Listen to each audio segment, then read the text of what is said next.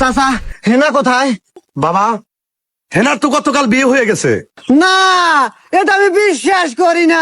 চাচা আপনি জানেন আমি হেনাকে অনেক ভালোবাসি, আর আপনি কিভাবে পারলেন তাকে বিয়ে দিতে? আর আমার কথা কি হেনাকে বলেন নাই আপনি? আহা বাবা, বোঝো না কিসে রে? আমি তো হেনাকে বলছি হেনাও তোমাকে ভালোবাসে, কিন্তু তুমি বলে আমার মেয়েকে একটা মেকআপ বক্স কিনে দিতে পারো না। এইভাবে অপমান চাচা, এটা আমি মানতে পারছি না। আপনি কার সাথে বিয়ে দিয়েছেন সেই জামাইয়ের নাম্বারটা আমাকে দেন, আমিও চিঙ্কু মাস্তান এটা আমি দেখে ছাড়বো। আমি হেনাকে ছিনিয়ে নিয়ে আসবো। আহা বাবা, বোঝো না কিসে রে?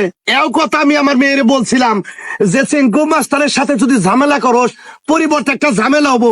ওর স্বামী কি বলছে জানো? কি বলছে? ওর স্বামী বলছে আমি হইলাম চার থানার এসআই, আমার সামনে চেঙ্কু মাস্তান আমি জেলের ভিতরে বইরে রাখবো একবারে।